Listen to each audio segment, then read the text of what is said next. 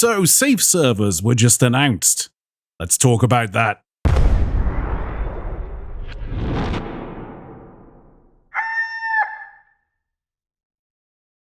Hey, you beautiful Buccaneers, Falcore here. So normally I would wait a few days after an update from the developers to digest things that were said and also work on the visuals for the video, but I feel like with such a hot topic within the community right now, it's important to throw you guys my views. So let's run some average B-roll and just talk about this.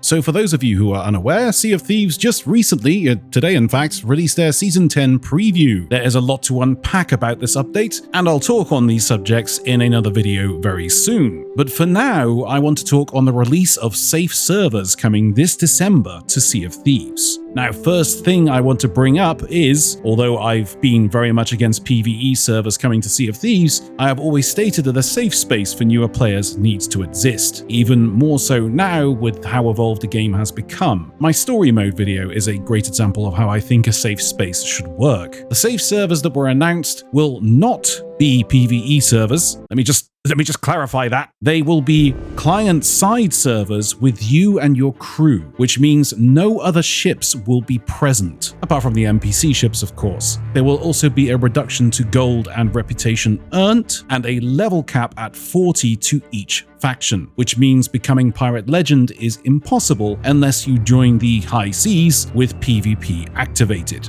World events such as the Fort of the Damned and the Fort of Fortune will not be available. You cannot have an emissary flag or engage in any emissary ledgers. The newly advertised guilds will not be available on these servers. Reaper's Bones faction is not available, and obviously, you cannot engage in hourglass battles. Now, this isn't exactly how I would have done safe servers. I would have dropped the factions to maybe level 20 and put in a hard gold cap of maybe 1 million gold. But the fact that this has been thought of in a way that encourages people to dive into what will now be called High Seas, whilst also giving newer players a safe space to learn the fundamental mechanics of the game, is going to be a great thing for the game's health and the retention of newer players coming to the game for the first time. I'm seeing a lot of negativity surrounding this new mode, and honestly, I hate to get on the pedestal here and say this, but you're wrong. No, it will not segregate the community. No, it will not make adventure mode full of toxic people.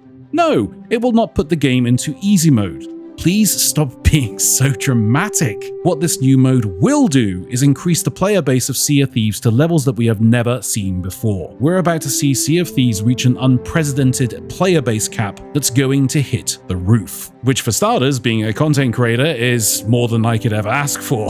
And yes, a lot of these newer players will be on safer servers, but not all of them. People do actually want to engage in the threat of high seas, you know. I've always been one of them from day one. It's what actually enticed me to play the game, and other people like that will still exist. What's going to happen is people who wanted to play the game and learn the game, but were put off by the constant threat of other players ruining their essential self-made tutorial of how to play the game, are going to come back like a tsunami wave. It's very doubtful it's going to affect the main game mode in any degree, much like how when everybody said Arena would segregate the community, and much like how everyone said Hourglass will segregate the community. Guess what? It didn't. I mean, there may be a shift of power in the high seas, you might encounter more skilled players on your travels, but isn't that kind of the point why we play the vanilla mode? Who wants to sink someone doing tall tales anyway? But this is going to serve as a massive stepping stone for the newer players wanting to dive into the game for the first time, and act as a buffer to potentially keep them playing for more than, let's say, 2 play sessions before they get sunk by someone like, well, me.